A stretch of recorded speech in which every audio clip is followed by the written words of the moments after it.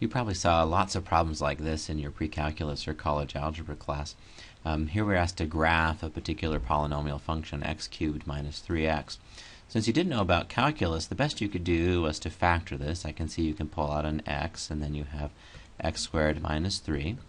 You can actually think about this as x squared minus the square root of 3 squared and say, hey, that's the difference of squares. So you have x times x minus root 3 times x plus root 3. Then you could see easily where the function was crossing the x-axis. Say, okay, when x equals 0, I know I'm on the x-axis, or if x is the square root of 3, I know I'm on the x-axis, or if x is the negative square root of 3. At that point, you'd probably turn to the highest degree term, knowing that x cubed likes to go up to the right and down to the left. You would know that the function likes to do this. Right? Since each of these zeros has multiplicity 1, you know that as you come up, you'll have to cross through. And you'll go up a ways, but eventually have to bend back down in order to cross through the x-axis again, or cross through the x-axis again, yeah, and then eventually you'd have to bend back up in order to create this picture. So you got to sketch that way. But the first time you saw that, it wouldn't surprise me if you had a question as to where exactly does it reach this local minimum, or where does it reach this local maximum? Now that we know about calculus, we can tell the answer, because since the derivative gives us the slope, we could just look for a highest point by finding places, or a lowest point by finding places where the slope is equal to 0.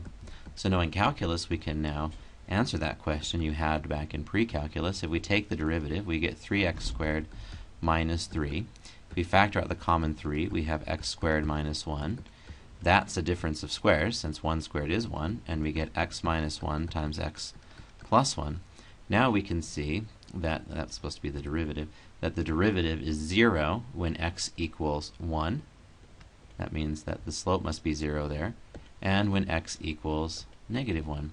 So we've located these two peaks by finding where the derivative was 0. Now we know that it achieves this local max when x is negative 1, and this local min when x is 1. Right, it's called a local max because there are places where the graph gets even higher. It's not the maximum, but it is the highest point around. So locally, or relative to the others, it's the highest point. So a local max or relative max. This is a local min or a relative min. You can actually even find out, actually even distinguish between local maxima and local minima by looking at the second derivative. If we go back to this function and take the second derivative, we get 6x there, right? Which tells us that before x gets to 0, the graph is concave down. So in particular, the second derivative at that level spot where x is negative 1 is negative 6. That means you know it's level and it's opening down. So you can tell that this must be a relative max because it's level and opening down. On the other hand, if you look at the second derivative at that other place where the slope was 0, then you get 6 times 1 is 6, right? Since this is positive, you know the slopes are increasing, that creates something that's concave up. So at this point 1, it's actually level, and at that point it's concave up, and therefore this must be a relative min. Of course, if the second derivative is 0 at one of those level spots, then you really can't tell which it is. You might try this. Look at the function f of x equals x to the 4th. The first derivative is 4x cubed, so there's a level spot at x cubed. The second derivative is 12x squared, so at that place 0, the second derivative is 0. I'm not sure if it's concave up or concave down. Of course, if you look at the graph of x to the 4th, you can tell it's like x squared, only flatter, so it's not quite a parabola, but it is sort of U-shaped. You can tell that it's a min looking at the graph, but you can't tell from the second derivative test. So when the second derivative turns out to be 0, that's when the test fails. If you compare that to this case with x to the 5th, the first derivative is 5x to the 4th, and the second derivative, you can see that the only place where the derivative is 0 then is when x is 0. Then the second derivative is 20 x cubed, and if we plug in, so we know that it's level at x equals 0, And if we plug the 0 in here, we get that the second derivative is 0 as well. Because you think about the graph of x to the fifth, it looks like this and like this. It's just got a level spot in the middle. It's neither a max nor a min. But you can't tell. The second derivative was 0 in this case. It was also 0 in this case. You can't tell whether or not it's a max or a min if the second derivative isn't positive or negative. Let's look at an example where we could use this to optimize, to find the highest or lowest value. A lot of times we want to do the cheapest thing, or we want to build the best possible thing, and that involves some kind of optimization, and that involves looking for places where the first derivative is 0. So in this example, we're supposed to make a box that has an open top and a square base, and it needs to hold a particular volume, so 200 cubic centimeters. What dimensions will minimize the amount of material required to make the box? So of all boxes with that kind of shape that hold 200 cubic centimeters, what dimensions will minimize the amount of material required to make the box? Let's just draw a picture here so we can see what's going on. We've got a box. It doesn't have a top, so there's no top here. It's got a square base, so this length this way is the same as the length that way, and it's going to have a particular height. And the question is, how do we choose these dimensions so that our box with no top will hold 200 centimeters cubed and use the least amount of material?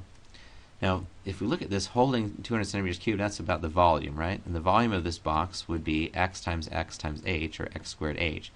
That has to turn out to be 200. What we're interested in, minimizing it, optimizing, is the surface area. And you can see this box is made of 5 pieces, right? There's a base, and then there's 4 pieces all the way around here, so 5 pieces together. Now the size of the base is x squared, so that's the amount of material, in a sense, that you'll need, right? The area tells you how much material you'll need to make the base. Now each of these sides is x by h, and there are 4 of those, so 4x by h. This is the thing that we want to minimize. And this is a pattern that you'll notice. Quite frequently you need to maximize or minimize subject to some kind of constraint. So if your boss says, build me the fastest car possible, probably he won't say the sky is the limit. He'll say there's some constraint on your budget. Build me the fastest car you can for $100,000. Build me the fastest car you can for $1 million, and so on. There will usually be some kind of constraint in the problem.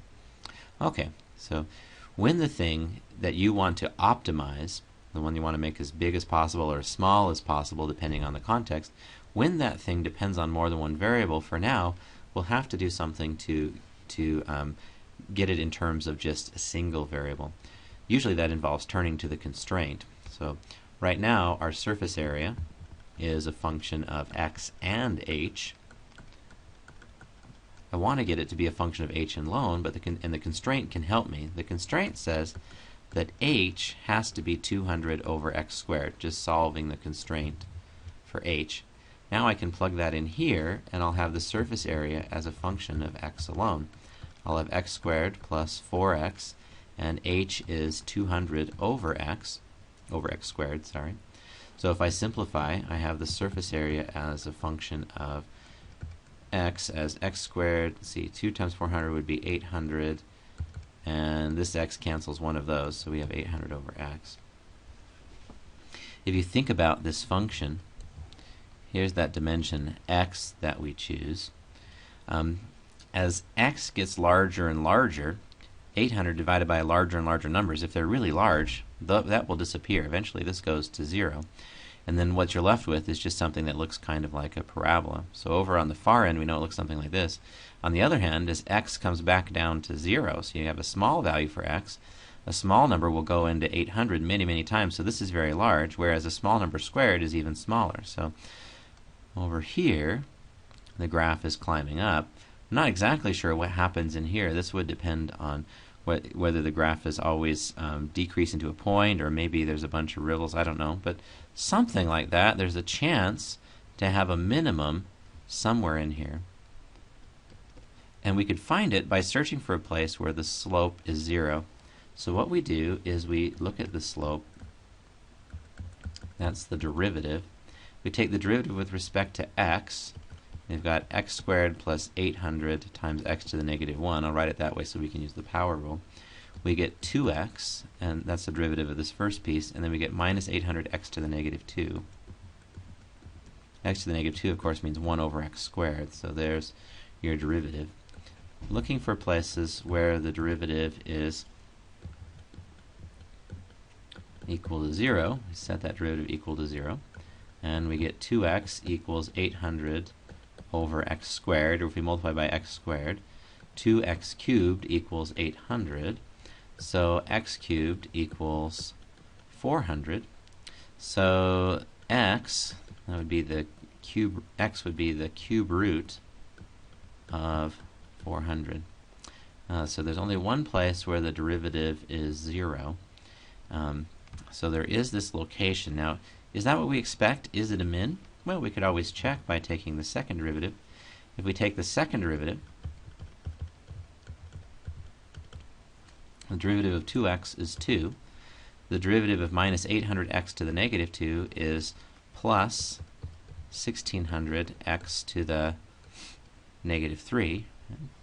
So if we look at the second derivative at our location of interest where that derivative is 0, the cube root of 400, we get 2 plus 1600 over, this is 1 over x cubed, so 1 over the cube root of 400 cubed would be over 400. That's 2 plus 4, which is 6, that's greater than 0. So we know not only is it level there, it's concave up there, and so yes, this is a min. We should make x be the cube root of 400, and then we'll have our minimum value. Now, they asked for the dimensions. I've got one of the dimensions. I know x. This is going to have to be the cube root of 400 times the cube root of 400. What's the height got to be? Well, I can always get that from here, right? The height needs to be 200 over the cube root of 400 squared.